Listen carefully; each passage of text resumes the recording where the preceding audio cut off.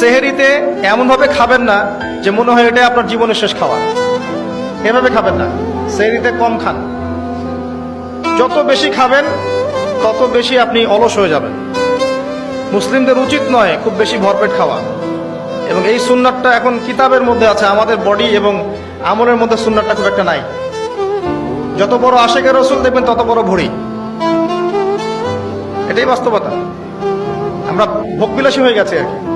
এটা আখিরুজ্জামানের সাইন। নবী সাল্লাল্লাহু আলাইহি ওয়াসাল্লাম বলেছে শেষ জামানে এক শ্রেণী মানুষ আসবে যাদের উঁচু ভুঁড়ি থাকবে, ঠেস দিয়ে বসে থাকবে এবং আরাম প্রিয় হবে। হাদিসের পাতায় পাতায় এগুলো আছে।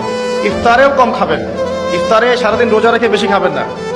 খেতে হলে পেটের এক ভাগ খান, এক ভাগ ফাঁকা রাখেন, আপনি ইবাদত করে স্বাচ্ছন্দ্য বোধ করবেন। ইফতারে বেশি খেলে তারাবির নামাজ পড়তে পারবেন না। এবং তারাবি জামাতে পড়ার চেষ্টা করবেন।